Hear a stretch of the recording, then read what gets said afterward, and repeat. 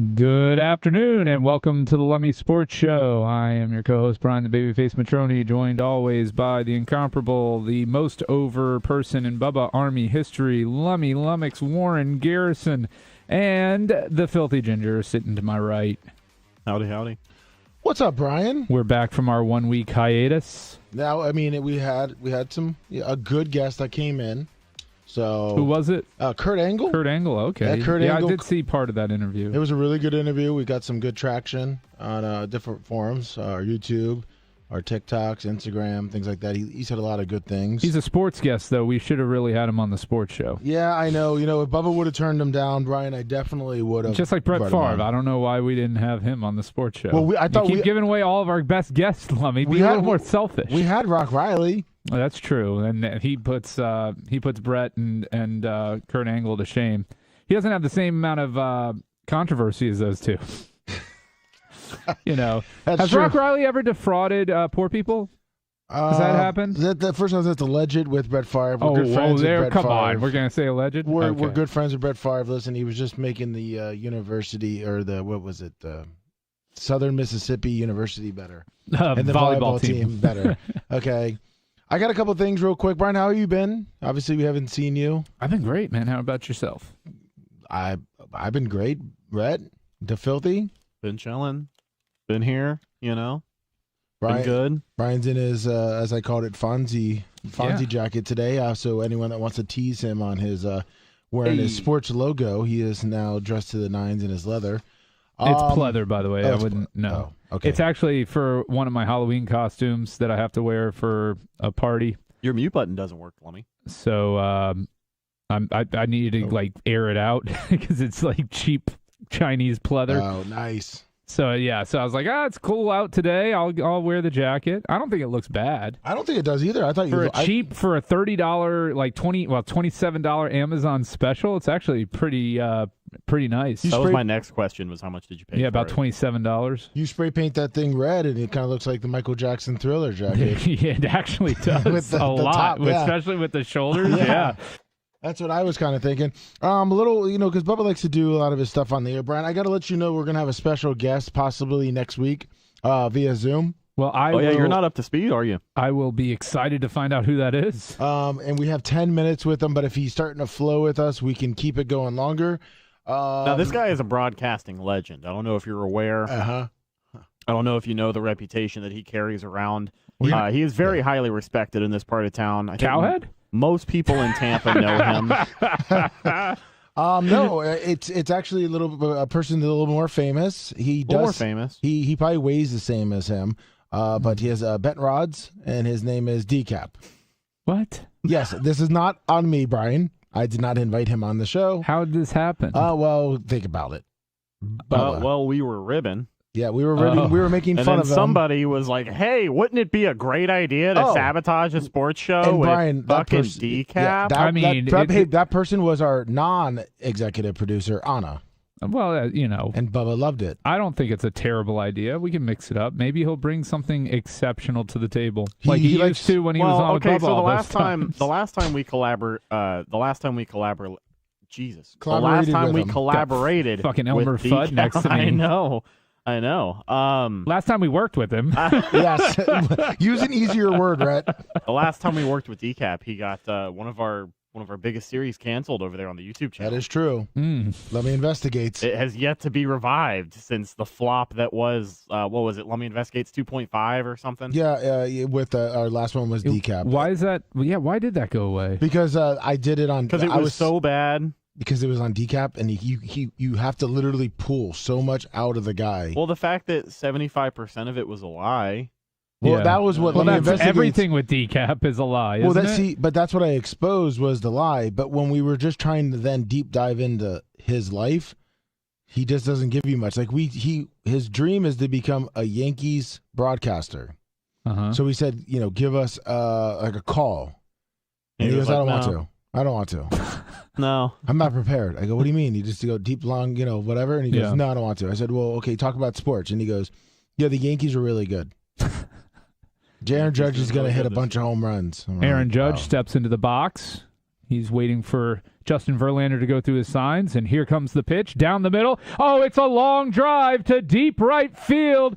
Home run! I mean, he couldn't even do that. Well, he did it on the phone the other day. Yeah, he did it yesterday while he was at Disney. So you want to know what's actually in line at Disney? What's actually funny? By himself. The whole thing that started. Ooh, he's one of those guys. He's an annual pass. Oh no, he was actually that goes like midweek on his own. Oh yes, he was meeting another man up there. Yeah, he supposedly was meeting another man, and they were going to go to Epcot and drink, but he wasn't going to drink alcoholic beverage. Or no, he wasn't going to drink beer, just alcohol. Yeah. Oh, okay. Yeah, he's an interesting character, huh? He went to Disney last week. Are we sure he's all there? No. But that's why he is coming on the sports show, and we are going to talk sports with him. Obviously, he knows baseball. He knows Yankees and Giants. Okay, well, I just kind of wanted to let you know, Brian. You know, you are a very, pivotal point here on the show. Well, no, I appreciate that. Surprised. So, from 2 weeks ago, do you have our results? No, I talked about it with Rhett, and no, I don't have it. We're just going to start. I do know I nailed that USF Cincinnati 28. Yes, and you did. I lost UCF SMU badly. Yes. So I know I was 1-1. I don't remember my third one on college. Your third one, I believe you won it. So I believe you were 2-1. I can't remember. I did have it written down, not knowing that Kurt Angle was coming Wednesday. Your NFL, I believe you and Rhett. No, you went 3-1. Rhett went 2-2. I went 2-2. Woo! So I just didn't. I don't have the exact breakdown. All right, I'm killing it. But you did really well. 813-90-BUBBA, 813-90-Bubba. Give us a call. Kind of want to deep dive into right before the NFL. Obviously, a lot of big things. I want to hear what you guys think on the Tennessee-Alabama. And with the loss, and there's Nick Saban and Alabama have played a lot of close games. It's always good to see year. Bama go down, though. But everybody loves it. Well, but do you see this as being like, is Bama going to bounce back? They still have a chance to make the playoffs. Yeah, they'll be fine. They'll make the playoffs. But you don't see it. It's going to hurt them this year. They may miss the playoffs. Well, no, they have no margin for error now. That's the thing is they've got 5 games left. They've got to beat Ole Miss. Which is going to be a tough game. It's not a gimme. No. But it's at Ole Miss. That is going to be the biggest game that they've hosted there in a very long time. Well, I think last year they played them really close. Now that's assuming that Ole Miss can win on the road at LSU and at A&M, which is not a guarantee. Well, I mean, Alabama does have to play Mississippi State, which could still be close. I mean, they're ranked 24th. A&M's already lost, 2-3 games this year? 3. And do you think Jimbo Fisher is coaching for his career this week against South Carolina? No. Yes. If Texas – now, you know what I've said? Jimbo Fisher cannot be fired. If Jimbo Fisher does not pull the nose up and he loses to South Carolina, I think he's 100% on the hot seat. And if he doesn't follow it up, if he gets blown out against Ole Miss, he's done. Wow. Because, I can see him beating South Carolina, losing to Ole Miss – they go into Florida, which they should beat Florida. Well, they host Florida, and they host Ole Miss. Okay, so then they go to Auburn, which that should be another win. They should realistically, if you're looking at the schedule and how good the talent is at A&M, realistically, they should go 1, 2, 3, 4, 5, 5-1 to close out the season. Yeah. Which wouldn't be horrible, 8-4. But that's become the Jimbo Fisher season, right? 6-2, 5-3 in conference, and 8-4 overall. It's just not. He's making too much money. He has too much of an advantage in recruiting for him not to be, at worst second place in the SEC West. Oh yeah, but the SEC is really tough this year. Well, but they're tough every year. Well, I know it's top heavy. The bottom is, Auburn, Missouri, Vanderbilt, Florida, and Arkansas are not great football teams. But They're Florida's better. USF almost beat Florida in the swamp. I don't want to hear it, okay? They're not that good. They're not that good. Period. Yeah, they're not that good. AR-15 they got Heisman very winner. lucky against Utah. Very lucky. I believe on the Your Left show, you and Brent said that AR-15 was a Heisman candidate after the first game, so... Yeah, after the first game, that's called an overreaction. I know, overreaction. I still think AR-15 is a extremely talented, has a lot of potential. He's raw. He's raw. It's He's one of those guys that hasn't mastered body language yet. He's a little immature because he's a sophomore. He's like a true sophomore, right? Yeah. Give him a little bit of time. It's a first-year coach. It's Napier trying to build his program up to something. Did you see that whole debacle with the Instagram story? The number 22. It was like the one practice squad corner who was like, "Man, fuck this team." Yeah. Did you see that, Brian? No. Well, so he came out and released a statement, and actually, apparently, it was on his close friend's Instagram story, which is kind of like you can only choose certain people. And I guess one of the people who screenshotted it and shared it must not have been a close friend, but he had came out and reiterated that it was directed at his teammates, and he posted it before the game. So it was about LSU saying, "Fuck this team, let's go get this dub," kind of thing. Oh, and they flipped it around, or he flipped it around. Right, but people one. found out about it after the game and then posted it after the game and assumed he had just posted it. Because I was actually going to bring that up before I knew that it was fake. I was going to ask you guys what you think of how the college athletes are now, especially with the transfer portal. I think there needs to be they've rules got that on it. one offensive lineman who's a senior. I think it's Josh Lane. He just entered the transfer portal. I don't think there needs to be any rules. Screw it. Hold on, the coaches Brian. can Why the go. hell not? Coaches can go wherever the hell they want. But hold on, you can put rules in for that too. Like we've talked about the coach when thing. you have the rules on the coaches, then you can have the rules on the players. Hold on, but we discussed it. We discussed it on here about the rules on the coaches. Let's say we implement your coach or your rules for the coaches, which I agreed with. I liked it. They either pay or fine or they lose this many draft, not draft picks, but recruits. I liked it. But don't you agree that on a player, it's almost like they should do, if you're a freshman, maybe your sophomore year, you can only transfer once, and then after that, like your junior, senior, you can only transfer once. So I think you should get 2 transfers max. Yeah. Obviously, I don't think that's a bad rule. Maybe 3 at the most. No, 2. 2 is enough. 2 is enough because I think 2 is enough. You have to be at the school you're at for a year. Yeah. And then if you transfer, then your second year is at another school. True. Then you can transfer again. Then your third and fourth, you're stuck at that school that you go to. Now, if you graduate and you're a grad transfer, that's different. See, that's the only way you should get 3. That's kind of what I was saying, when they were doing the whole graduate transfer thing, people were still bitching about, the transfer rule, even though you didn't have to sit out. What I hate about it and what I hated about it and why I like the transfer portal for kids, going into college is you're recruited by Coach A. Right? Coach A leaves after your first season there. Coach B comes in and runs a completely different offense than you're fitted to run as a quarterback or as a running back or as or completely different defense that you're not properly equipped for than you were recruited to play. Why should you have ever had to have been stuck and lose a year of eligibility because a coach screwed you over? True. But now what about this?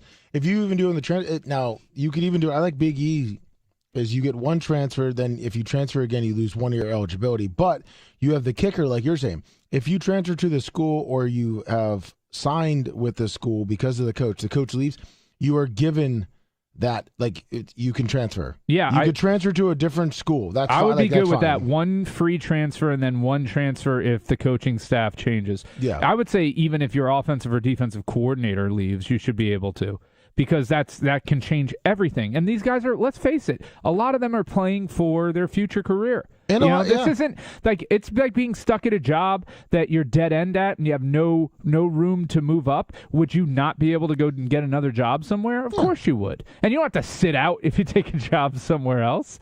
It's kind of silly. Now, some jobs have non-competes. I get that. But no, look, I support the transfer portal just because it levels the playing field a little bit for the players, but I agree it shouldn't be abused. I hate to see what USF is dealing with. They had 2 decent quarterbacks in Gary Bohannon and Timmy McClain. Gary Bohannon wins the job coming out of fall. Timmy McClain immediately transfers, has to sit out a year at UCF. Now what happens? Gary Bohannon gets injured, is out for the rest of the season. Timmy McClain would have had a half a year of playing time here, and now he can't do it. I hate to see kids make bad personal choices. Because he didn't win the starting job at UCF, correct? No, he didn't have a chance for it. He has to sit out a year. He transferred after the deadline. Oh, okay. I didn't know he transferred after. out of the fall. Oh, okay. And it was a stupid move. It was an angry move. But if he wasn't allowed to transfer like that, and he wasn't, he may have still been stuck with the school and had a chance to learn and grow as a player. I also don't like players that transfer because they're afraid of competition. Oh, that is another thing, man. Just because you lose and you're like, I'm done. And then you transfer, and then you go to that next place, they don't get it, and you instantly transfer. Yeah, and that I hate to see. But if I'm a coach, I'm not taking that guy. I'm not. Look, you lost the job twice at other places, and you didn't want to stick around. Well, I'm not going to. You're never getting a spot at my school, but that would be, that's a coach's decision. Yeah, and a lot of coaches are playing for their careers, too. I mean, so that's if the guy's a talent, you're going to bring him in. Yeah, they got to roll the dice, too. And that's part of the problem with not giving these coaches, 3 years. Yeah, listen, in talking about 3 years in coaching, listen, Rhett actually went to the USF game. Unfortunately. Once that quarterback went down, once Gary Bohannon, whatever. Well, listen, you talk about USF. It's scary, Brian. USF in general has, 20 starters that are just injured and not going to play for the rest of the year. Well, they've got 7 starters that are out for the rest of the season, I think, and a bunch of other long players. 21 players that are on the two deep that have missed game time. Right, like what the fuck is going on? But it's built on an Indian burial ground. We're not allowed. It's actually the curse of Jim Levitt. It is. He cursed this school before he left, and Willie got out of it because he liked Willie. Willie really didn't get out of it. I mean, he did. I mean, he didn't get fired. We got some wins. Yeah, we got wins. He didn't get fired. He's the only other USF coach not to get fired. Yeah. I mean, but if you look at that, I hate flipping coaches so fast, but the talent level does not look good. But here's the thing, and this is the struggle that I have with it, because 1-6 is unacceptable. 3 and 9 or whatever they're going to finish this season is not acceptable. Okay. And their only win is. You think they'll get 3 wins? Who do they have left? They got SMU. They got Temple.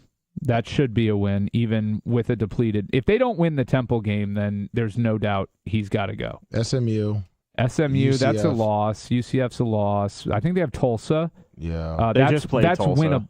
What's that? They just. They played Tulane. Damn it! And Houston. Brett's been doing that a lot. You've been doing it too. Don't play it off and act like you didn't do that shit. Tulsa's a winnable game, and Temple's a winnable game. I think they could win those two. The issue I have is this is a team, this is a coaching staff that went on the road and almost beat the Gators. That went on the road and almost beat Cincinnati.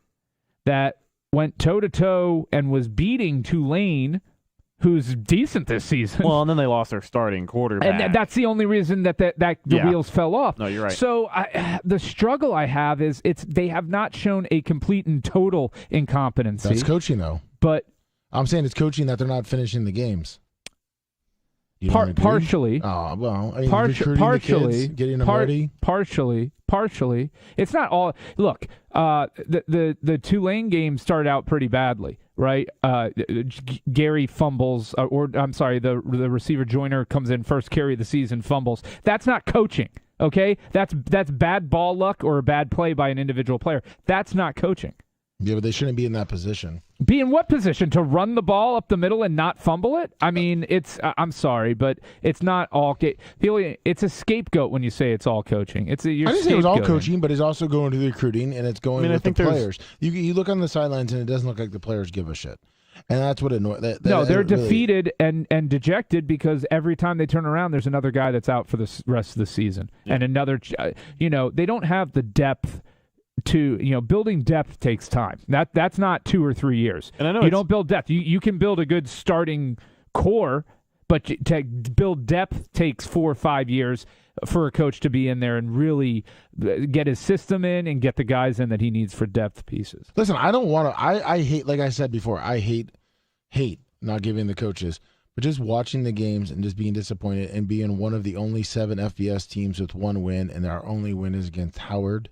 Yeah, no, it's sad. It's sad. It's awful. It's, I'm not going to be up in arms if they make the decision to fire Jeff Scott. It's going to be a reset. The problem I have is how many times can you keep hitting reset on this? Just bring Jim Levitt back. Just bring Jim Levitt back at this point. Just bring him back. They would never do that, unfortunately. I know, but I don't like the guy. I think he's a piece of shit. No, he's a great head coach. He lives in Tampa. But he was at the Bucks game, wasn't he? I don't fucking know. Fuck that guy. He's a douchebag. When you went a couple weeks ago, yeah, Ryan, he was there. He was there, and he's nest. not a douchebag. He's a great head coach. He was the best ambassador to our program. He started it from the ground up. USF football was where they were because of Leroy Selman and Jim Leavitt. Period. End of sentence. No, listen, I'm not disagreeing. Done. I just say the person that I know and the personality he is. Yeah, and how do you think Nick Saban is? And how do you think Bill Belichick is? And how do you think Jimmy Johnson was? And how do you think Howard Schnellenberger was? Nice guy. Nice old guy at the end when he didn't know if he was pooping his pants or not. He knew when he was pooping his pants. No, but Brian, what I'm saying is that I wouldn't have a problem with Jim Leavitt coming back. I have no problem with that. I'm just saying that I think he's a piece of shit, but he's a good coach. He's a good coach. He's a good recruiter. Mike Leach. He can build it. Mike Leach, piece of shit. Mike Leach. That guy's a funny fuck. Have you seen his interviews? But funny just because Levitt's funny and personable too in interviews. Not. Yes, he is. He's a fucking weirdo. Likes Pepsi and fucking just running and eating donuts. That's his diet. 2 liters of Pepsi and donuts. Yeah, so he's a fucking weirdo. He's in better shape than you. Of course he is. He runs. That's right. I'm not going to take that away from him either, Brian. Of course he's way fucking better, in better shape than I am. I mean, look, whatever. We can bring Dion in, okay? Yeah, no, we can't. He wouldn't fucking come here. For one, we don't have the money. Number two, why would he fucking take over this reclamation project? Because we're gonna have a stadium soon. Ooh, so Dion in 4 years will have a stadium to bring. You mean after he leaves and goes to FSU? He wouldn't even be here. Yeah, come on, man. Because I think FSU. I don't see them. I don't see. They should have taken him the first time. Well, they started strong. They started strong this year. And now they're fading. Well, they're not fading. They hit the part of their schedule that you didn't expect them to win all their games on. I mean, that's... No, but if you watch... I don't know if you watched the games. I've watched the games. I actually went to FSU. They actually came back and rallied against Clemson. But there's the... Yeah, that's what I'm saying is they're right there. They lost by 2 to NC. Yeah, but that's what happens. Hold on. This is play calling. If you look at it at the end of the games, it is play calling on what they were doing. It makes no sense. And it happens, and it's growing pains for coaching. But it's not like Norvell's staff has no idea how to win. Well, we don't know what Jeff Scott knows how to do and doesn't know how to do. We know Norvell knew how to win when he was with Memphis. It's not like he's a green coach that has never had success anywhere before. So Florida State, yeah, it's some of it's play calling. Some of it's, you know what, the other team is calling plays too. To stop the plays that you're running. And the other teams that they're playing have numbers next to their names also. 22, 14, 4. So it's not like they were out there losing to the Sisters of the Poor in this recent losing streak. First off, I don't like the other team, so guess what? And by the way, Sisters of the Poor, that's what pretty much USF has lost to, in my opinion. Also, okay. Well, they lost the road game to Florida. That's, Florida's not a great team, but that would have been a great win for USF at that point. I think they come back. And Cincinnati is a good team. Oh, no. Florida made me excited about USF, thinking they were going to go up to Louisville and play them pretty hard. Yeah, then they laid an egg. And then against East Carolina. Laid an egg. And then Cincinnati again, should have won that game. Now, Tulane has one of the best offensive lines in the country. We would have beaten Tulane, I believe, if Gary Bohannon had not left that game injured. He was dominating that game. His statistically, they had no answer for him. He was dominating that game. He was actually playing like I kind of expected him the first 3 all weeks. Season. Yeah, all season. It was the Gary Bohannon, and that's what's so frustrating as a USF fan is it was the Gary Bohannon we expected from week 1 finally showed up and then goes out injured. He's out there absolutely. I mean, he was dominating that game. We were went up 17 to or 14 to 10, right? It was 14-10. 14-10 when he goes down injured. And then the wheels fell off. Well, on college, where do you see next year Dion going right now with the available teams or obviously the teams that are going to get fired? He may just sit tight. You think so? I think it's going to take a really special job opening. He's not stupid enough to take Nebraska. He knows he's got to have a culture fit. So it's going to be somewhere in the Southeast or Texas. Look, none of the big jobs in California are going to open up, so it's not going to be those. I don't think he'd go to California. He's primetime. He's Hollywood. He could do it. But I think his wheelhouse is going to be in the Southeast. Florida State's not going to open up. They're going to, at worst, they're going to be 7-5 this season, possibly 8-4, and they're going to, they're already still paying Willie. They're not going to be paying Norvell, Willie, and Dion to coach. So I don't see the opportunity being there for him that would look like he's going to dominate with Jackson State and he can, He can go ahead and dominate again next year, and then look at his options. But I wouldn't rush if I'm advising him. I'm like, we're holding tight. And I think he should get Shedeur out of there by at least his senior year. I think Texas A&M might be a good match for him. Yeah, they have the money. They have the money, yeah, and they have players. I mean, it's not like he's going. You want to talk about a dream scenario to enter into. You go in there and change the culture there. Jimbo, he's just not getting it done. No, he's not. But I have a feeling they're going to give him another year. So yeah, Deion will probably sit still and wait because these guys will be on their 4th year, which makes sense. Brian, do you have college picks? I do. I've got a few. It's a tough week. I was looking at the games. Tough week in the NCAA and NFL.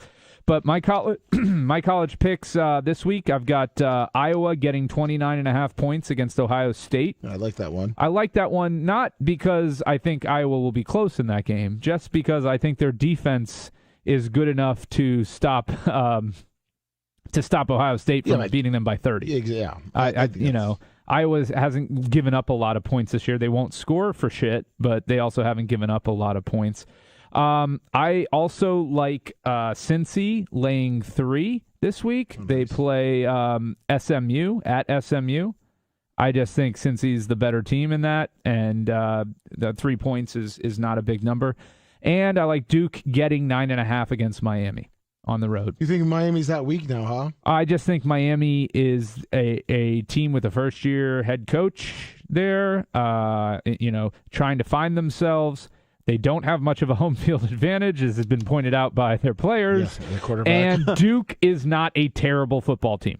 And so I like 9.5 points. I would like to tease that up to 10 to feel really safe, but 9.5 is the play there for me.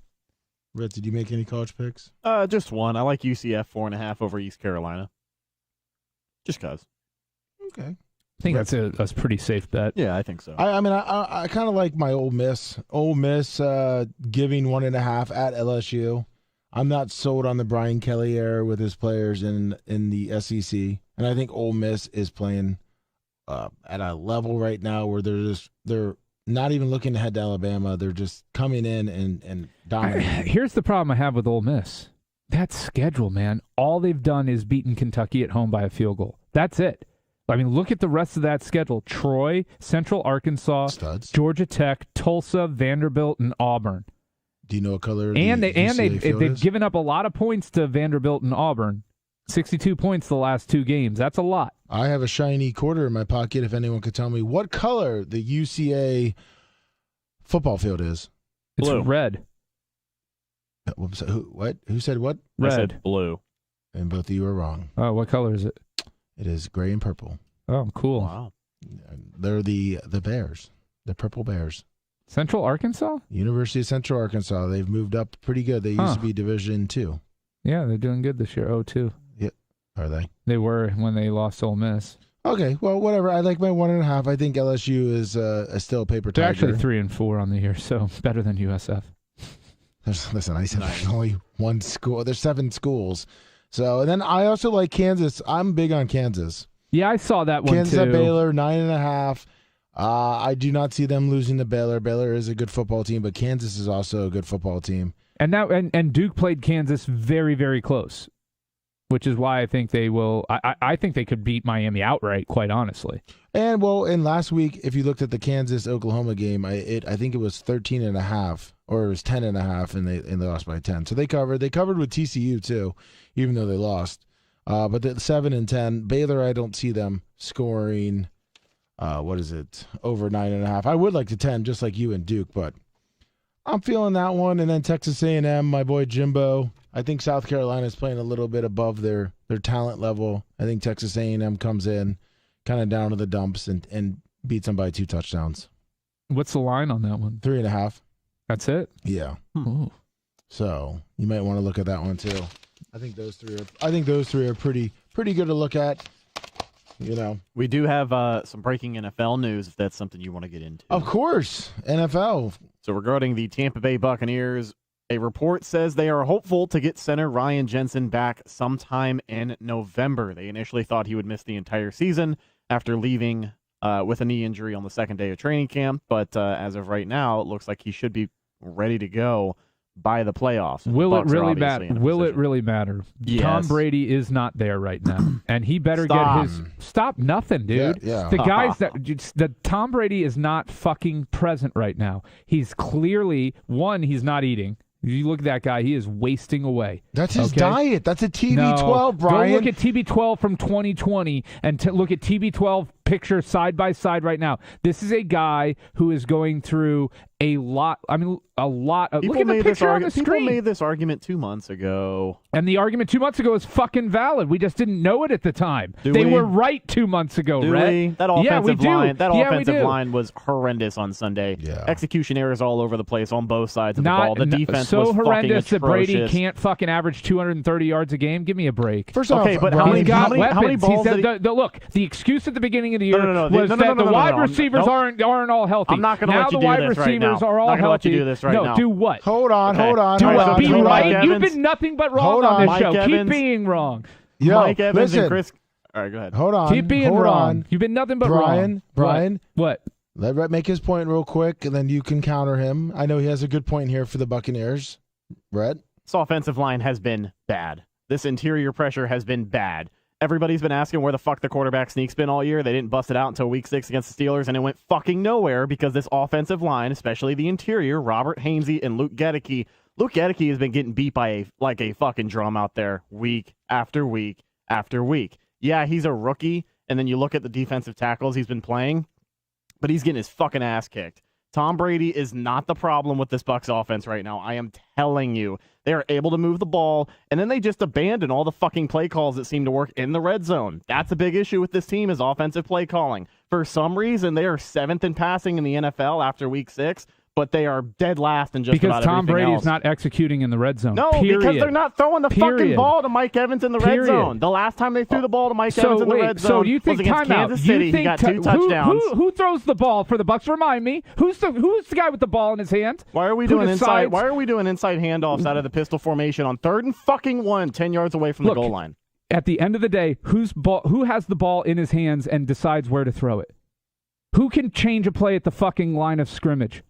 Okay? You're going to just say, Tom Brady can't have all the fucking glory and then none of the fucking blame. You can't have it that way. He has not been atrocious.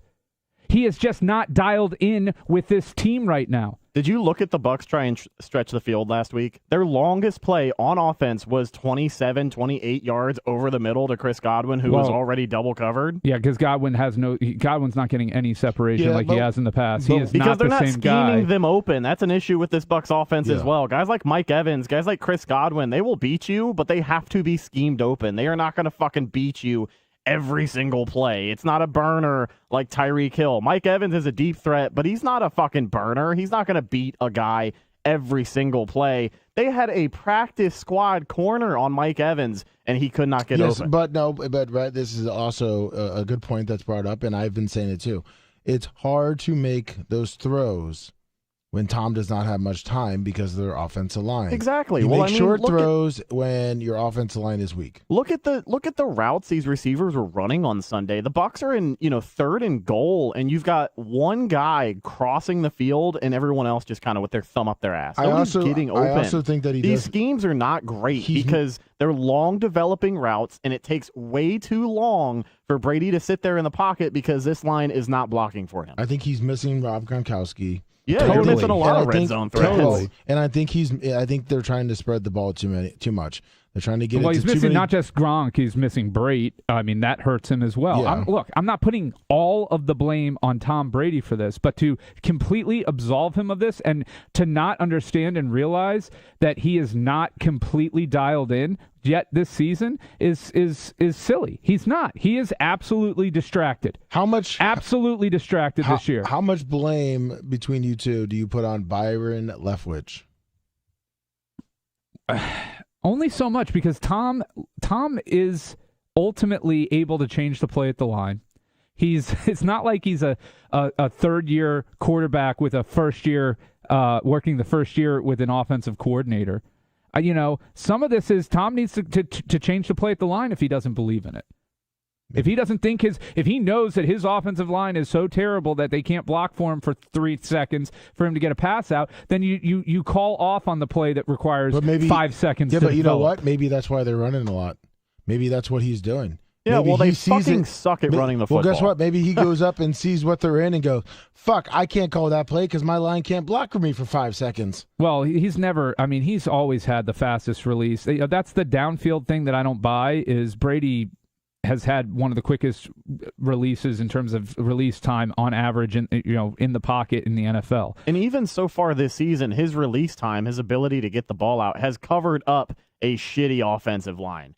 The Bucs are still ranked, I think, top 5 in most categories as far as offensive line goes, sack percentage. I don't know about time to throw because he's clearly getting it out quick, but I mean, they are ranked high, but they're not good. That physicality is not there. The issue it has been the red zone offense, period. The red zone offense has been atrocious. Yeah, we're getting down there. We're kicking field goals. But here's where this kind of puts a hole, and part of it is play calling, but this kind of puts a hole in you got to get downfield open plays. Well, you don't have the room there. So where are those plays? Where are those precision passes by Brady to get the ball to the guy in that tight window that he's hit a few. I'm not saying he's only got one pick. He's not out there losing games for the Bucs, but he's also not out there winning anything for them. He's being conservative. Extremely. And I don't blame him. He has to make it through the season. I understand his offensive line is not what it's been the first 2 years that he's here.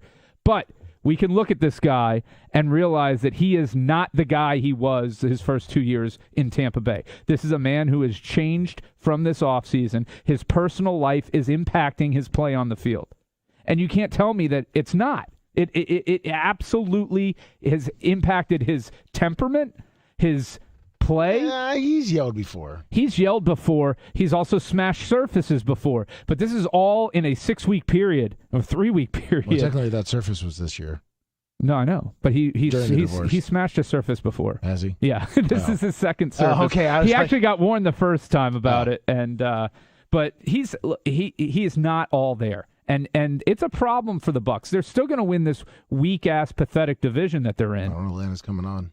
Yeah, I'm not worried. I'm not sweating it. Atlanta's going to lose at Cincinnati this week. Rhett, what do you and the Bucs are going to steamroll Carolina. Well, no shit. Rhett, do you blame any on Leftwich? Yeah, to a degree. I mean, I think with this philosophy shift, going from Bruce Arians to Todd Bowles, everyone just assumes that nothing at all is going to change about this offense and defense, but it is. Things have been changed. And I think something that, people don't give enough credit to was, you remember the report that came out about, there's friction between Tom Brady and Bruce Arians. And, there's a report that says Bruce Arians comes out every week and takes his red pen and puts it on the game plan. Well, that red pen won the Bucs a fucking Super Bowl. So to be honest with you, I think we're just going through the lumps of, some of the adjustment period that comes with a new head coach, a new philosophy on the offensive side of the ball.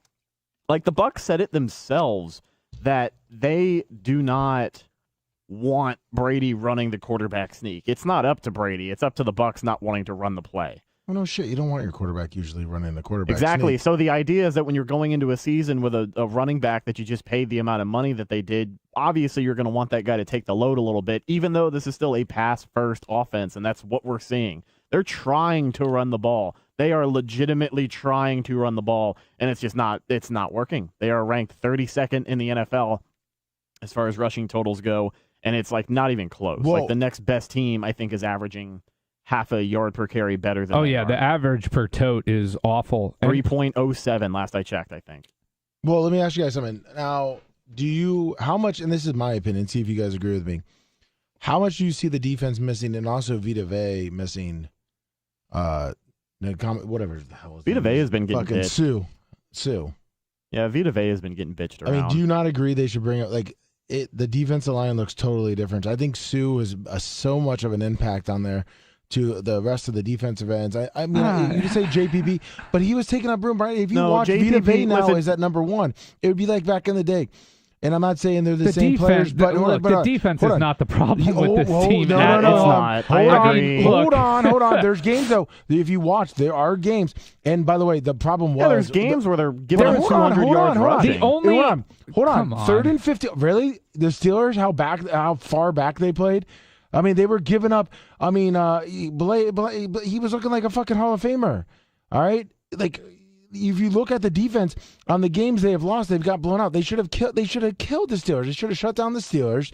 They were not getting any pressure except when they were doing the games they've lost. They've gotten blown out when they gave up 14 whopping points to the Packers. No. Here's the problem. Hold on. If you watch the defensive line and then the cornerbacks were playing back. It's 3rd and 15, 3rd and 12, 3rd and 9, and they're giving up everything because they were waiting back and not trying to give up the long ball, and they were giving up those every time. It was right over that first down marker, and literally they were not getting that much pressure until they were blitzing the cornerback or the linebackers. It also doesn't help that they're on the field more than they should be because the offense isn't sustaining drives and moving the ball the way they're used to them moving. Yes, that doesn't help the defense But out. You don't think they're missing Sue?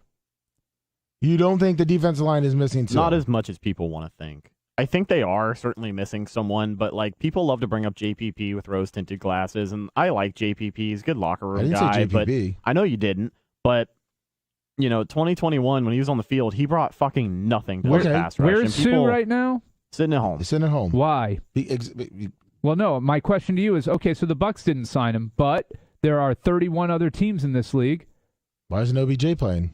Well, OBJ isn't playing because he's like biding his time and looking at his options. I don't even think he's fully healed from his injury. But you don't think Sue's doing that too? Do you think Sue's injured? No, that's just my buying point. Buying his time and saying fuck it because he's big into real estate. He's just sitting there buying real estate, doing his thing, going, if someone calls me week 8, week 9. I think he has a certain number in mind that he is requiring to get in order to play, and nobody in the league wants to give him that number. That's what I think is happening with Ndamukong Suh. Okay, they replace him with Hicks, and Hicks is hurt. Okay, great. But I mean, what are you going to do there? The guy that you replace the guy with is hurt. I know, but Brian, it's almost like if you think about when Warren Sapp, he always had his right-hand man. He had Brad Culpepper. When they got rid of him, they brought in Booger McFarland. Sapp was still the same because Booger knew how to play his role. When Sapp went to the Raiders and they put Booger in that spot because they said Booger was ready to go, Booger's whole entire his playing level went down. I don't think Vita Vea is still at that time. I think he still needs that second guy to take off the double teams. That's all I'm saying. If you watch Vita Vea, he's not making the impact he was last year because Sue was getting a lot of the double teams. I agree 100%.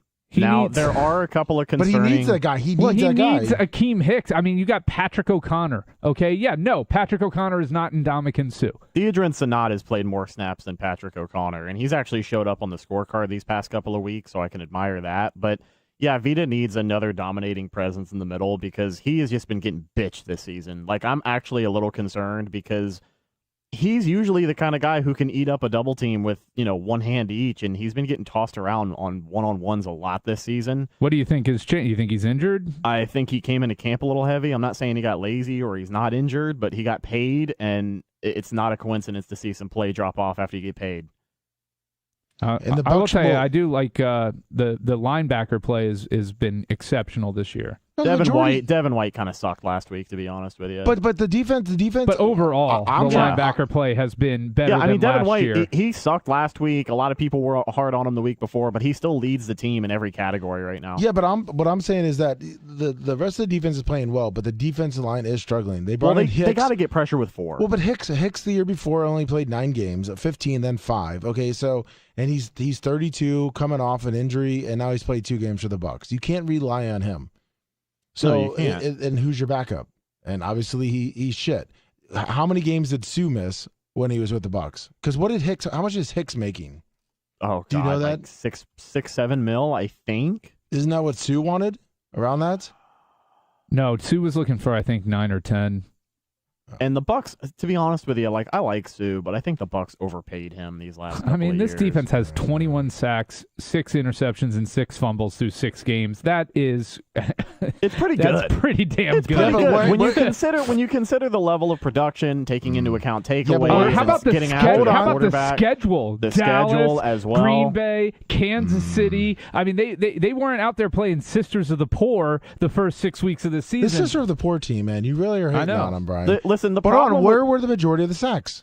What games were they spread out evenly, or I'd say they're spread out pretty evenly. Like the Green Bay one, they only got 1. Okay, but that's a product of Aaron Rodgers being the Chiefs. I think they got 2 in the Chiefs game, but I'd have to look at that. Okay, so that's 2 losses. Yeah, and then what about last week against Steelers? I know they did pretty well, but But I know I know they got a sack that ultimately cost them the game by knocking Kenny Pickett out. Yeah, no shit. That's a sack that you want to take back. Yeah, I know. If they don't knock him out, Trubisky doesn't come in and win them that game. Trubisky, your boy, who took us down when his rookie year, or was it his second year? I think it was his second year. Look, Mitchell Trubisky is what he is. Let's hear about your Trubisky take. He's a replacement level quarterback that if Mike Tomlin was using correctly this season, they would have at least one more win. You got to let him try to do a little bit more than what he's been allowed to do thus far. I think that if you were going to go with Kenny Pickett, looking at their schedule, they should have gone with Kenny earlier in the season. The time that they put Pickett in there was not the time to put him in. He was facing the toughest defenses on their schedule, and that's why he didn't survive the Bucs game. But, I think earlier in the year when you've got, at the time, the Patriots defense wasn't exceptional, but that's a game that they could have won if they let Mitchell do a little bit more, I think. Certainly the Jets game was one where I think that was the one. Was that the one where Pickett started? He came in, right? He came in. Trubisky got hurt. And they put him in, yeah. And everyone cheered. Yeah. And happy. Yeah, they were all cheering and happy. And it's tough to adjust for a backup quarterback on the fly as a defense. So, they tend to do a little bit better when that happens. But, I mean, Kenny Pickett in that game was 10 of 13 for 120 yards. All three of his misses were intercepted. So they probably win that Jets game if Mitch Trubisky stays in. Yeah. I mean, Pickett played hard, but he played hard, but he also gave the game away. What do you think's going on, both of you? Are the Packers in trouble? Yeah. I would say that they're in a very similar position to the Bucs right now. So if you don't think that the Bucs are in a little bit of trouble, then I don't know that the Packers are necessarily. Well, the Packers have I disagree. They have with a competent defense, but the Bucs have a better roster. I agree. I would take the Bucs roster over the Packers roster right now. But the problems that we're talking about with the Bucs are the same problems that are present on the Packers. The wide receivers for the Packers. They're not injured. It's not like they have the Bucs. Adams come on, injured. Let's get off of this injury thing. The Bucs wideouts have been healthy for pretty much 3 weeks now. I know, but their wide receivers are way better than the Packers. But the Packers and the Packers. So who has the better excuse? The team that has the better weapons and isn't getting it done, or the team that has weapons that are young and they're trying to develop chemistry with and isn't getting it done? Who's the better excuse? Yeah, who's going to turn it around faster? Who has a better excuse for being 3-3 right now? The Packers or the Bucs? Oh, the Packers do. Right. I'm saying who could turn it around faster. I think the Bucs have that opportunity compared to the Packers. The question pretty much was: are the Packers are they just going to be a sub 500 they're in team? trouble. I was just trying to be contrarian. Oh, I told you at the beginning of the season I thought that Minnesota was going to win that division. So did I. Kirk Cousins is the best. Well, I wouldn't go that far, but I had my questions about not having a number one wideout on a team in the NFL in 2022. You have to have a number one wideout. Did they think Lazard was going to be the number one? I think so. I don't know how much Aaron Rodgers believed it, but look, Aaron Rodgers deserves every bit of this fucking shit. Every bit. It's his fault. Whoa, how can you say that, Brian? Because he wants all the fucking money, Lummy. Oh. All the fucking money. He's a greedy bastard, and he deserves to miss the playoffs this year. What's the chances he retires after the year? 0, because he wants all that fucking money he's got coming to him. Red, do you think the Packers are done? Yeah. I mean, I think they're going to turn it around and win some games, but I don't know if by the end of the year they're going to be competing for the top of that division. I think Minnesota's still going to hang on and win it. Did you get this opinion because Randall Cobb is injured? Not really. I mean, I thought he was their last hope at what could be a consistent, target first receiver, but he wasn't it. Obviously the injury bug got him, but I thought what Bubba said, I kind of agreed with his sentiments. I think the Packers are like a 9-10 win team at best. I mean, I'm looking at the schedule. We went through it with Bubba. We went through it today. They'll beat Washington this week. Yeah. They're going to lose to the Bills badly. Yes. At Detroit. So Bubba has them winning. Yeah, like the Lions. So it's a coin flip at Detroit. So Bubba's like easy win, and I'm like, I don't know. know. I don't know about that and one. then the Cowboys. They will lose that game versus the Cowboys. And then the Titans. That's going to be a coin flip. I mean, if Derrick Henry can establish the run in that game, they're done. I think Bubba said that's an easy win. Yes. Wow. Yeah, because so he this was what Bubba said, and I know you will disagree. I didn't. I disagreed agree. with how he thought it would play out, but I do agree with his record. He goes, Commanders win, win Commanders, win Bills. Win Bills. I mean, sorry. Sorry. Once again, I fucked up again. Lost Bills, win Lions, win Cowboys, win Titans, lost Eagles, win Bears, lose to the Rams, coin flip on the Dolphins, win Vikings, they'll and beat win the Lions. Rams. They'll beat the Rams. So that's what he's at home. They'll beat the Rams, right? You got that as a win for them, right, Brett? Sure, yeah. This Rams team right now. I think it depends. It depends on how the Rams are playing, but yeah. Obviously, but December 19th too. I'm saying their offensive line. If their offensive line comes back and is a little bit strong, but but you got to. That same thing. The same sentiment there is that the Packers. What are they going to be like come then? You know, Dobbs will have more games under his belt. Watson will hopefully be healthy. He's been hurt. Is Cobb? Are they saying he's coming back? Right? Yeah, he's not done back for the year. Yeah, he's coming back. So, you know, he'll have. They don't have weapons. They're lucky they play in a division with Chicago and Detroit. If they were in the NFC East or even the NFC West, they would not be making the playoffs.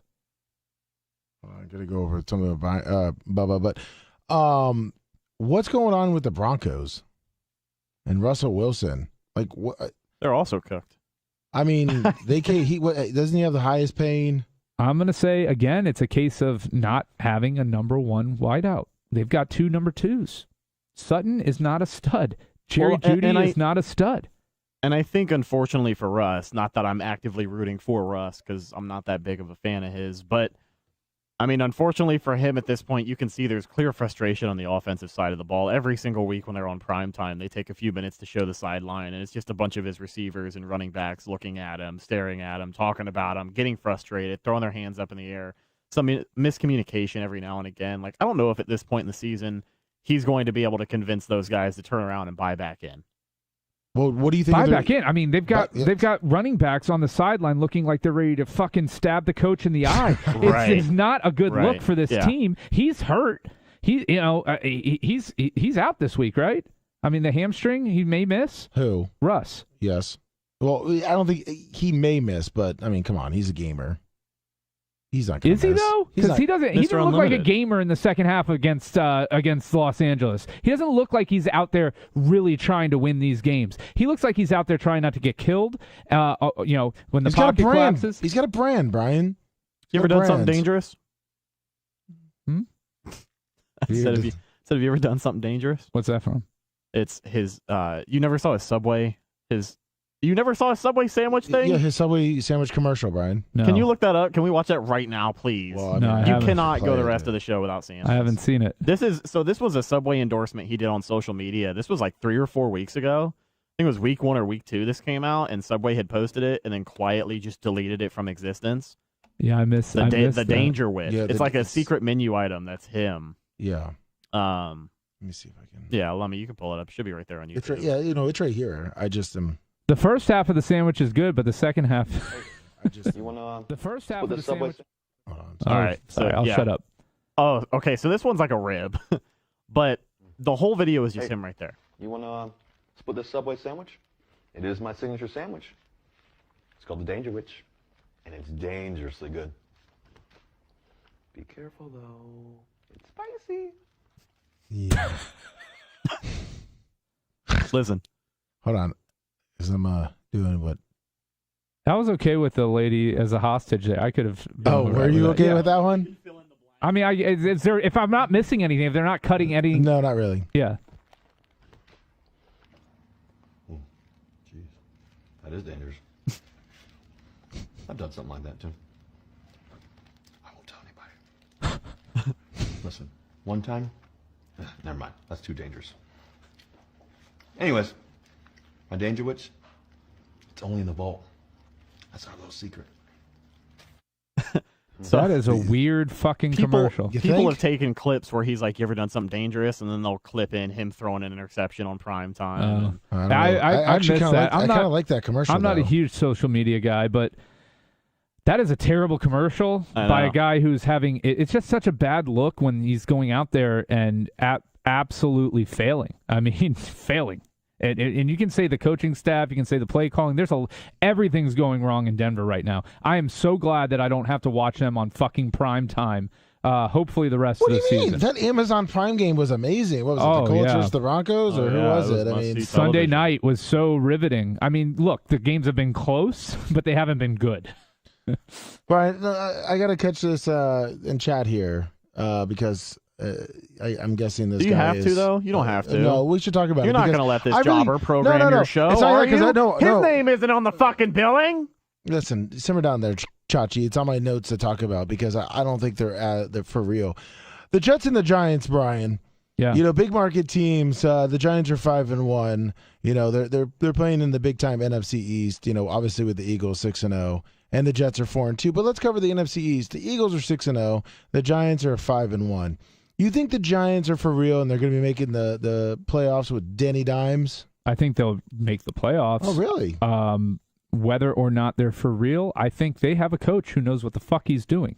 They have a coach who has a game plan going into each game. They have a coach that knows how to make adjustments within the game, as we saw against Green Bay. They have a coach that the players believe in. They have a coach that knows how to use his weapons. So for that reason and that reason alone, I'm saying the Giants will win one of the playoff wild cards. Are you saying that also because the Giants have probably one of the weakest schedules? I mean, it helps when your schedule is everything. Jaguars, Seahawks, Texans, Lions. I mean, how many? Are you 3-1 in those? I mean, you're 3. Well, so don't forget the Cowboys. Oh, wait. Then you go to the Commanders, Eagles, Commanders. I mean, the Eagles, yeah, they're 6-0. Vikings and Colts. No, the end of their schedules, I mean, Eagles, Commanders, Vikings, Colts, Eagles is a tough finishing stretch. But they could have 9 or 10 wins by the time they get there. Yeah, I think coaching's going to take this team far. You can talk about Daniel Jones all you want. That guy's a bum. But when you have a coach who knows how to make adjustments and play to the strengths of your best players, it's going to win you games in the long run. And what about the Eagles, Brian? Are you believing in the Eagles? Fly, Eagle, fly. What's not to believe in on them? They've got a defense that's competent. I mean, last year, they dealt with a lot of injuries last year. Granted, they struggled, and they were breaking in a rookie quarterback. But, again, when you have a coach who knows how to put his players in a position to win and use the talent that they have at their disposal, it can overcome a lot. People forget that in the NFL. It's, the talent discrepancy can be, there, but it's all about winning games. And whether you win ugly, you win, blowing people out, a W is a W. They don't put pictures or ratings next to those wins. The Eagles are a very good football team. They are right now the second best team on paper that I have seen in the NFL. Who's number one in your opinion? It's the Bills. It's not even fucking close. I wanted to make sure. I would say Eagles 2, Chiefs 3. And then number 4, good luck finding the fourth best looking team in football. 8-6-3. Who would you say is the fourth? Let's see. Sorry, Rhett, real quick, Rhett, who do you have as the fourth best team in the NFL right now? Oh, Jesus Christ. Yeah. San Francisco. No, you're Dallas, missing. No, you're missing out. Giants. You're missing out with one of the best quarterbacks in the league right now. The Minnesota Vikings at 5-1. Let's go to track meet. Oh, jeez. All right, man. Jesus. I was just kind of curious with the 3 backups that are like Pickett played the other week, that Zampa went in from New England, and Bridgewater went in for the Dolphins. Who do you think did the best out of being a backup in there, even though Pickett got knocked out? No. I think Bailey Zapp, because he's pretty close to winning the starting job, apparently. Teddy Two Gloves? No. Teddy Two Gloves got hurt, kicked out of the game. I know. But again, it's an example of having a good coach and playing with a good coach who puts you in a position to succeed. And Bailey Zappi went out there and did what he had to do. Teddy Two Gloves. Absolutely. How bad is the Miami Dolphins offensive line that they can't keep a quarterback conscious? I mean, and then the Kansas State guy. I'll let you guys go. Philly is on fire this year, and I'm a Hurts fan, but I am not a Philly fan. You'll have a good one. I've got a list of the most dangerous jobs in America. Number 1, ice road trucker. Number 2, deep sea fisher. Number 3, quarterback from the Miami Dolphins. I mean, look, because even the third stringer, the guy from Kansas State, got hurt, and they had to put Teddy Two Gloves back in, Skylar Thompson. Yeah. I mean, yeah, and I didn't even think Teddy was able to play in that game. Why wasn't he starting? What do you mean? Because he wasn't supposed to play. And they said, well, Teddy, go put a uniform on, buddy. Yeah, I thought he was out, and then all of a sudden I look, and I'm like, oh, Teddy Bridgewater's getting fantasy stats this week. I think they left him active, but I don't think they wanted him to play. Was he even cleared? No one's asking those questions, Brian. Who cares? No one's asked those questions about poor Teddy Two Gloves. All I know is that they're like, oh, Skylar Thompson, they've got no quarterbacks in Miami, blah, blah, blah. And then all of a sudden, Teddy Bridgewater's in there trying to lead them back. Obviously, Ashley's a Dolphins fan, and she's like, oh, he's starting. I'm like, oh, Teddy didn't clear. That sucks. And then we get to, I think it's the second, third quarter, and I'm like, wow, Teddy's in the game? Like, you didn't hear anything about him. He was out. He was done. It wasn't that he cleared. I mean, he had a concussion. And then they just throw him back in. Who's a better team right now, New England or Tampa Bay? Right now? As we sit here right now in this moment, who has a better team? Tampa Bay. I would agree, but it's a lot closer than I ever thought I would be comfortable saying at this point in the season. I'd say the Bucs get the edge because of their defense.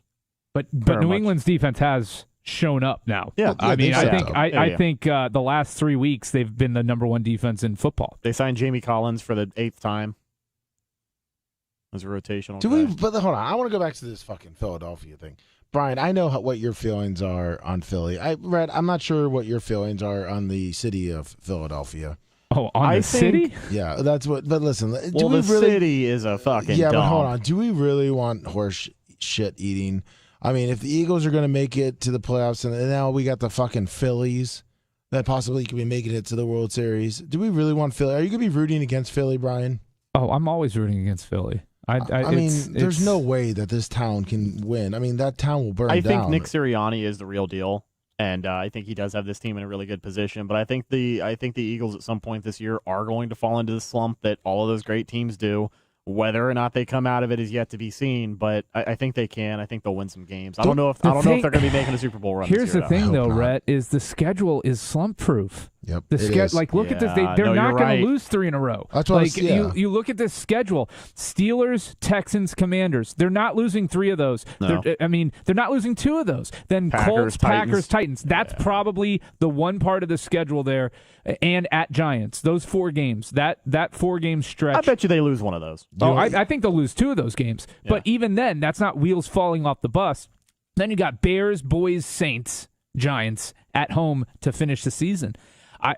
I see this as a 14-3 team. Come on, you don't think Jameis is going to show up? 14-3, maybe 13-4, but I don't see him any worse than that. Wow. Where are those losses going to come from? It's going to take here's why. They have a complete team. They have an offense.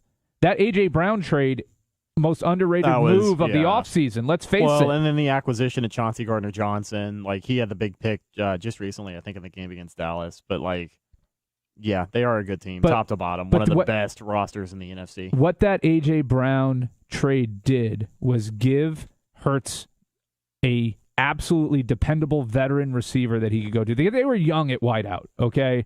And, Smith is great, and they've got a lot of weapons, but now he's got that veteran locker room presence, other than Kelsey. A.J. Brown is in what, you're 6? Yeah, he's 28.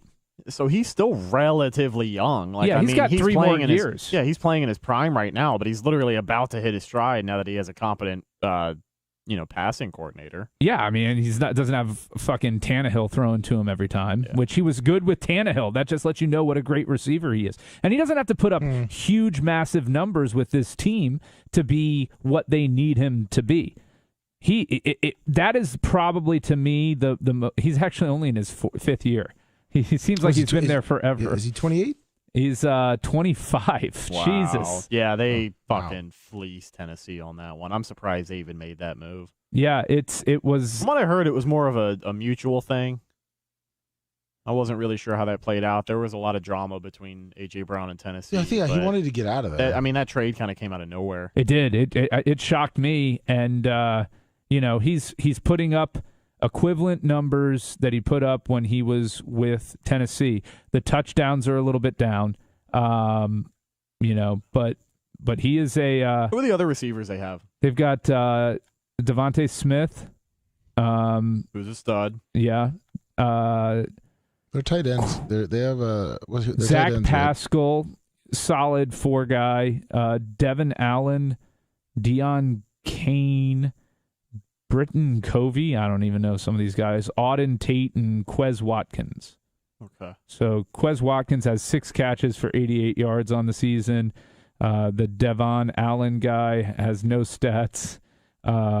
He's a rookie from Oregon. Yeah, Zach Pascal is probably 6 catches for 39 yards. They've got diversity at the running back position and a quarterback that can run. I mean, between Boston Scott, Miles Sanders, and Kenneth Gainwell, and then having Jalen Hurts, they have a very well-rounded offense. And if the touchdown's a little bit down. 610.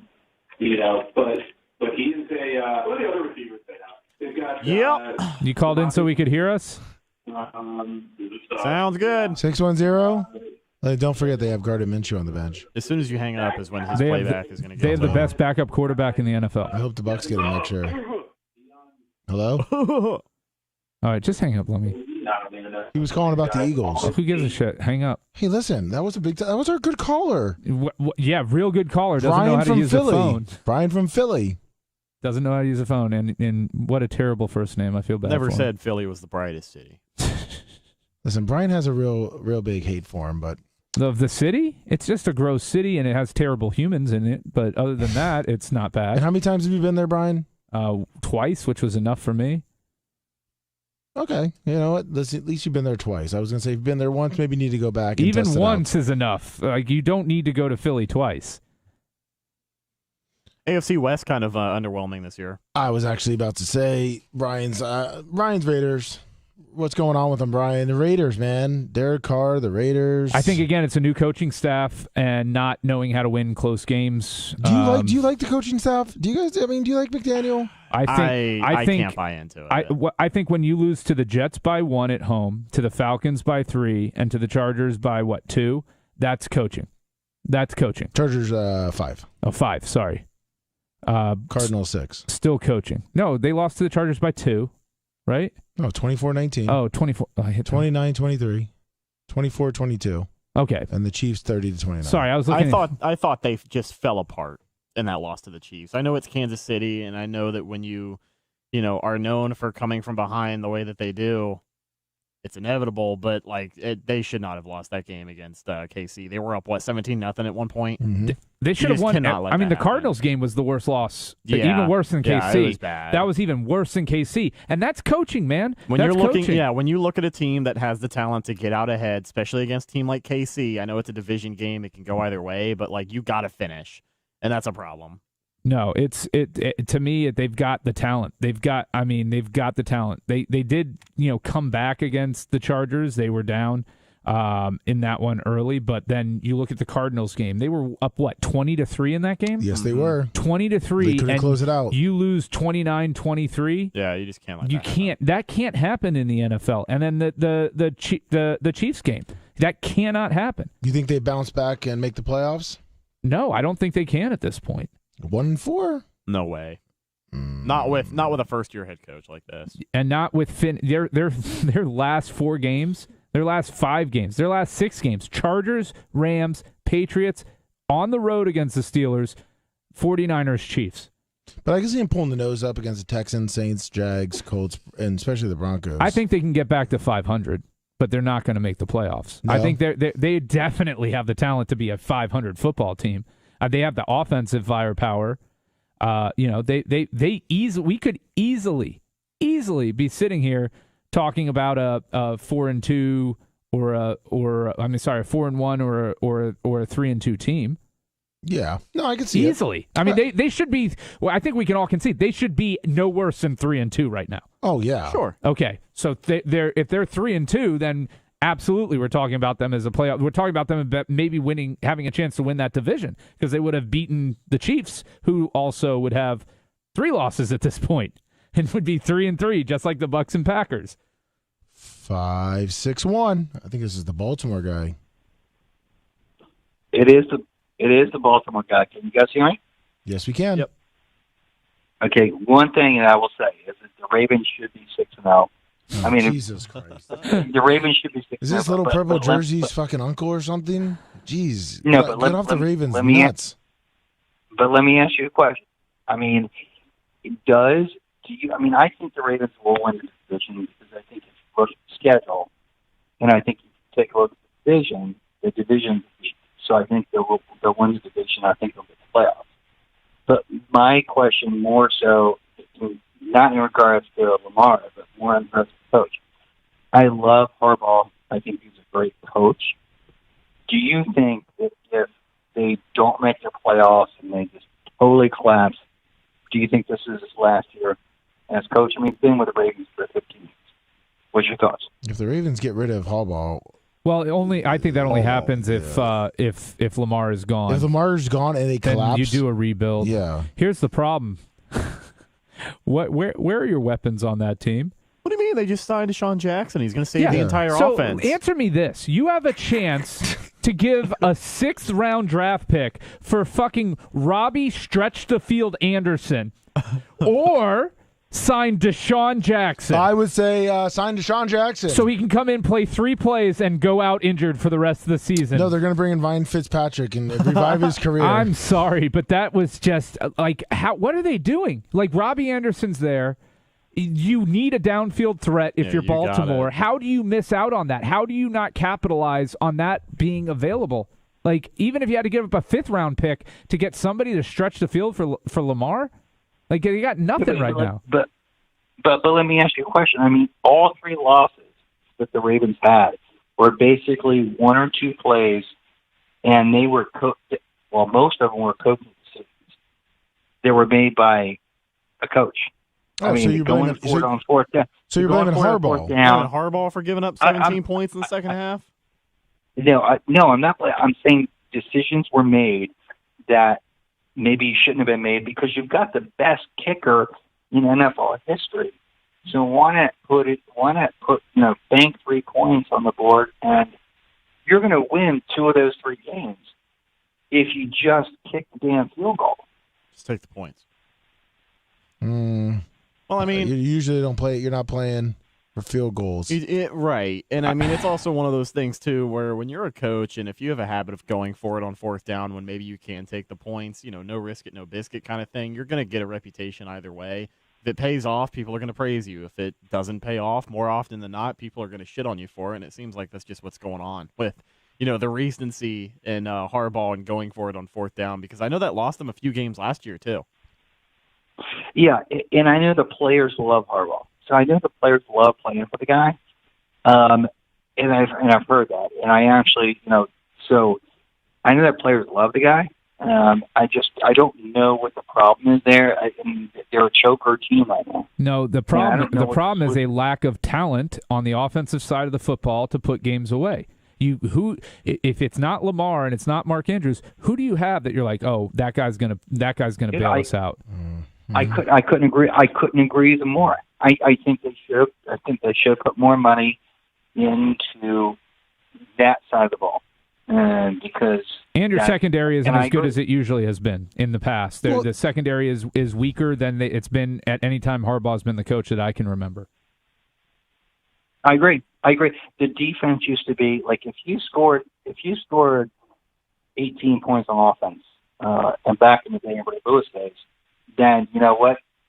That's all you had to do because the defense was going to shut them down. And you wouldn't be able to score 15. And you could score 23 on offense, and you would rely on the defense to hold them. You can't do that anymore. No. But it's not even like the defense is atrocious. It's still a good defense. It's just the second half of games, finishing people off and closing out games has been a problem for them, and that comes down to talent and depth and the ability on offense to put a game away. And they don't have it. I mean, So what's your solution to that? You guys already. You guys got to get some offensive talent. I mean, I'm looking at that roster, and you've got good complementary receivers, but you need a stud wideout. And it's not Deshaun Jackson, and it's not Rashad Bateman, and it's not Deshaun Jackson, and it's not Duvernay. Okay, those are good complementary pieces. Those are not 1A NFL wideouts. I mean, at this point, you guys might as well get OBJ too. Okay. But again, OBJ would actually be a good ad for them. Well, that's what I'm saying. He's going to be ready here in a couple weeks. Yeah, that's what I'm saying. I mean, for number one, if they don't make the playoffs, do you think Harbaugh's done? No, but Lamar is. Well, I think I if agree. Lamar goes, then it will depend if the owners want to just start from scratch and etch-a-sketch this team, but I don't know that they will.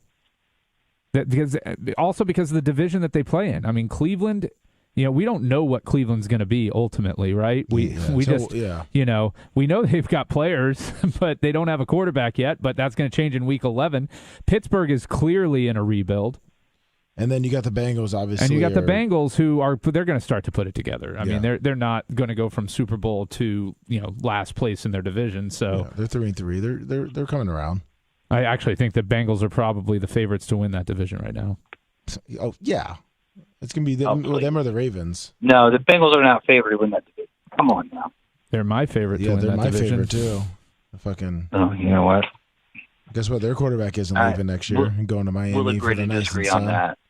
Well, we'll see. Yeah, call back in February when you try to start talking about Baltimore Oriole baseball, and we'll say, where's Lamar? And he's going to be down taking batting practice with the Orioles down in South Florida. Orioles won't be good until they get rid of their front office and management. Yeah, but guess what? Lamar's going to be down in Miami playing, doing batting practice. I will say this, though, Lummy. If you look at the schedules for the Baltimore Ravens versus the Cincinnati Bengals. I'm looking at the Bengals now. The Bengals' schedule is twice as hard as Baltimore's. Twice as hard. Yeah, Falcons, Browns, Panthers, Steelers, Titans, Chiefs, Browns, Bucks, How about Patriots, Chiefs, Bills. Bucks, Pats, Bills? Okay, those are 4 harder games other than the Bucks, which they share than Baltimore has remaining all season. Yeah, I mean, I'm looking at the Ravens schedule right now, and I mean, you're great. Bucks is probably the most difficult one on the schedule. And even that might not be. We'll see. I mean, it all depends. It all depends. And it's a primetime game at Tampa, which we generally have not performed very well in. Not at all. In our team's history. Exactly. Our history sucks, too. But yeah. Well, all right. Well, I got to get back to work. Yeah, Later, guys. Love the show. All right. Yeah, NFL picks. Let's get our picks in so we don't have to rush them at the end. All right. You know what? Let's go Rhett first. Oh. All right. Rhett never does Thursday. Rhett, are you ready? Rhett's grabs the paper. He's like, what do we got going on in the NFL this week? Yeah, all right. So Thursday Night Football, I actually like the Saints over Arizona in this one. I know the Saints are beat the fuck up, and Arizona's favored by 1.5 here, but... And they're traveling across the country on a short week. Yeah, I don't know, man. Arizona hasn't been good. You know what I mean? But has New Orleans? No, they haven't. They haven't, but... No, I get what you're looking. Listen, I get a feeling. I will say this right now. Probably the hardest week I've had picking games yet this season, I will say. I like Miami 6.5 over Pittsburgh, and I will take...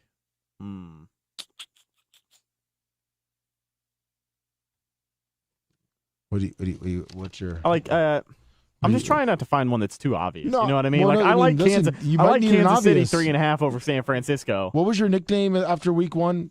Owen. And then what was it after week 2? Yeah, one. Yeah. I mean, you want to take some Owen easy and wins. Juan. Hey, we have made some clear improvement. Well, no, but he was because 2. The last results are 2 and 2. 2 and 2. Yeah. He is.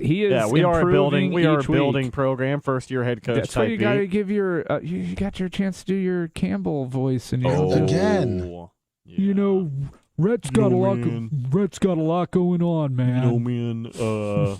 To be honest with you, I got all these papers in front of me. I didn't overthink what was going on. The Lions weren't on the forefront of my mind.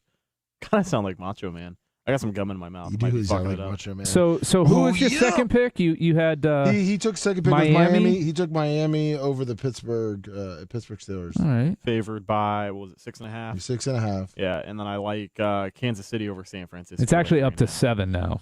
Kansas City, San Fran? No, Miami. Oh, I still think they cover. Okay. So you say Kansas City? Yeah, I'll say Kansas City over San Fran. Right. Brian, what do you got? I had San Fran getting 3 over Kansas City. Okay, good bet. That's I think the first time this season we've had picks on opposite side of the line. That is I like the Giants +3. Okay. Against the Jags. Mm-hmm. I like it too. And give me the Jets +2 against Denver with Oh, I guess on here they're plus 3.5. I'll Yeah, definitely plus take them 3.5. on your sheet. Yeah, I know. I was looking at. So my picks. So I was going off the sheet. My picks were Detroit 7.5 going to Dallas, and I really like the way Detroit's going.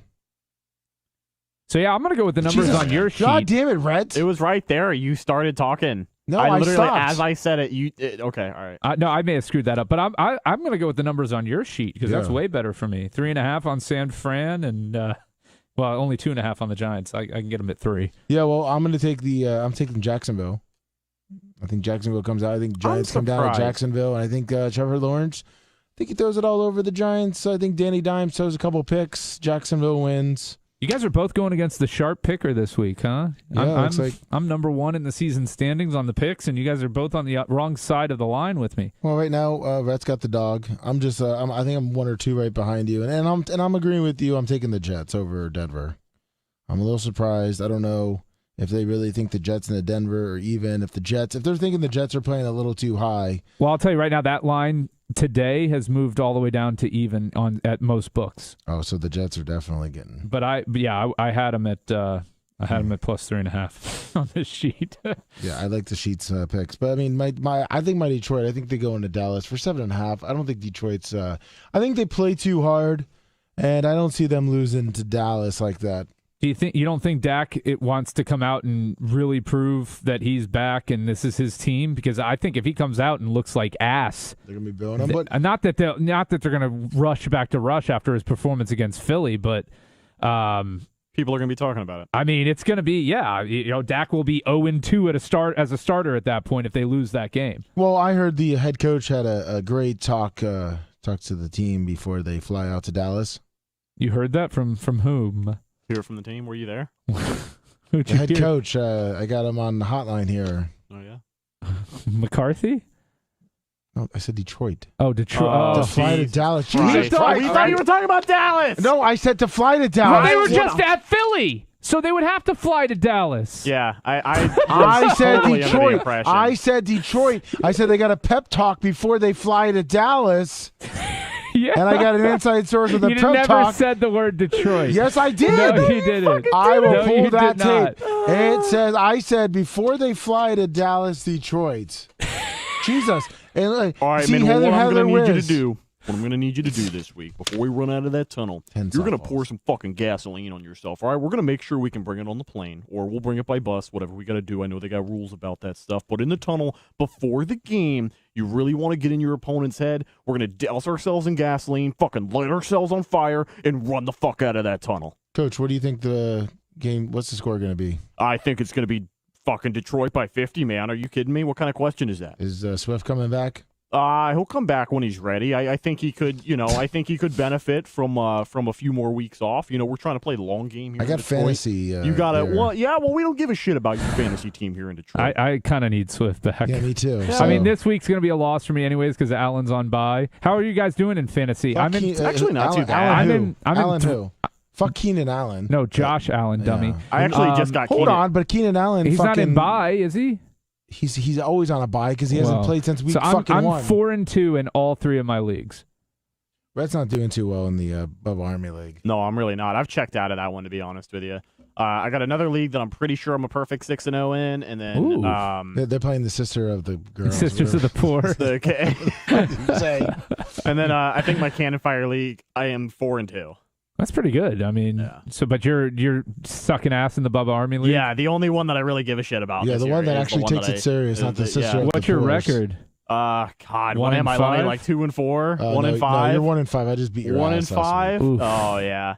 Well, And, this is also the most critical part of the year for any fantasy league because you got bye weeks are going to be a factor. You got guys coming off of injury. Like this is where your fantasy season is. Well, this is where if Right, you it's don't make or have break depth, time. if you don't have depth, it starts to reveal itself. So you have those teams that are like 5-1 or 4-2 in your league, but you're like, how are they that good? Yeah. And this is where you find out that they're just 500 teams. Yeah, they don't have the depth because their starters are getting hurt. Yeah, or they just didn't build up the bench with waiver moves or try to. Like little fantasy tip: Wan'Dale Robinson, if he's available in your league, I would pick him up. The Giants need a number 1 wideout, and They're Talking proven, about shopping around Kadarius Toney already too. I mean, why they have no other receiver worth a damn on that team. They're plug and play guys. And Sterling Shepard is perennially. Talk about Keenan Allen, Sterling Shepard always injured, and Darius Slay.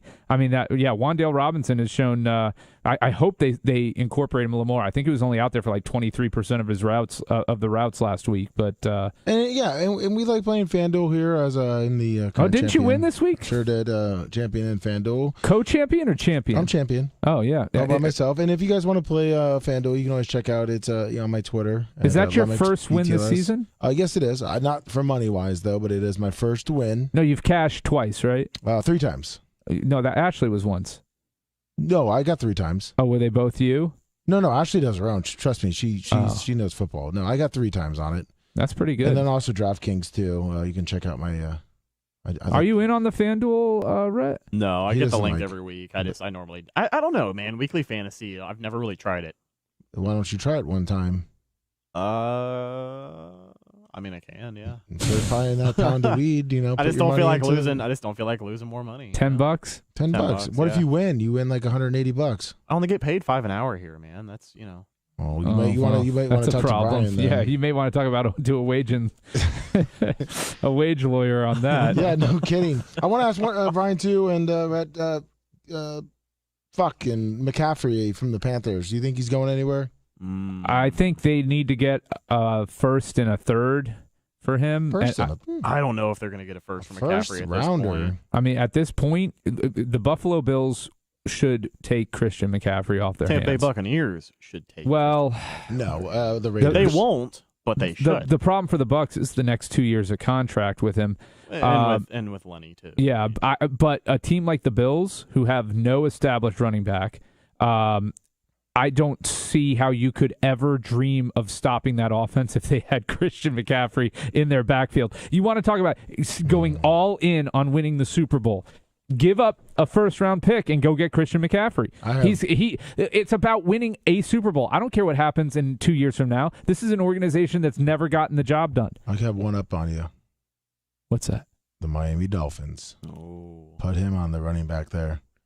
And bring Tua back, no concussions, put a bubble around his head. Look at that offense then. Everybody said it for years, and I guess you'll find out if he gets dealt. But like all Christian McCaffrey needs is to just not be 75% of a team's offense for the entire season. Well, don't the Miami Dolphins have a good amount of draft picks? They should. They should with all those trades they made over the years. Didn't they have one taken away? Yeah, for the tampering. Yeah. Can you imagine if he goes there? I mean, it's out of the conference. Yeah, either the Bills or Miami, I think, are the two most likely landing spots for him. And I think his addition it solidifies the Bills as the odds-on favorite to win the Super Bowl, and it would get Miami back in that discussion as being a competitor. Although Miami's defense doesn't look good enough, the Bills have a absolute complete defense. I don't know if you put Christian McCaffrey on that Buffalo Bills team, you're starting to talk about one of the greatest, top to bottom teams ever. I mean that roster would be exceptional. What's funny too about the Bills, and I guess their defense here is when they signed Von Miller to a 7-year deal. It's some ridiculous number. I think the guy's already over 30 years old, and they brought him on for a shit ton of money. I don't know if he's going to produce for the rest of that contract, but I didn't think he would be as productive this year as he has been. He's been awesome. Well, and the problem for them, though, is with free agency, they have to do that. Nobody wants to fucking play in Buffalo in their mid-30s. Nobody wants to pay New York State income tax. So they have to overpay to get people to come. Same reason why Jacksonville had to give so much to Christian Kirk to get him to come to that shitwad of a team. Whoa. Jacksonville's a nice city, man. It's in Florida. It's not a nice city, but it is in Florida. Hey, we didn't get to it today, but Dan Snyder going fucking down. Oh, Jesus. And taking everybody with him on his way out. Everyone with him. I am hoping for it. I want to see it blow up in everybody's face. How about Jim Irsay, though, of all the owners to come out and be like, yeah, I think there's some merit in removing Snyder as owner. Fucking Jim DUIC. Yeah. Brian, if I was to tell you had to live in one of these cities in the top 3 here, Jacksonville, Philadelphia, or Baltimore, where are you living? Oh, Jacksonville. See, it's not that big of a shithole, is it? Well, if your fucking bar is Baltimore or Philadelphia, then Jacksonville is not a shithole. You're right. Thank you, everyone, for tuning in. We'll be back Wednesday, 12 o'clock. We Special are live guest. tomorrow, 6 a.m., twitch.tv/The Bubba Army. For all your Bubba Army merch, go to Bubba Army Shop, BubbaArmyStore.com. Thank you, everyone. Thank you, Brian. Thank you, Red. Go Lions.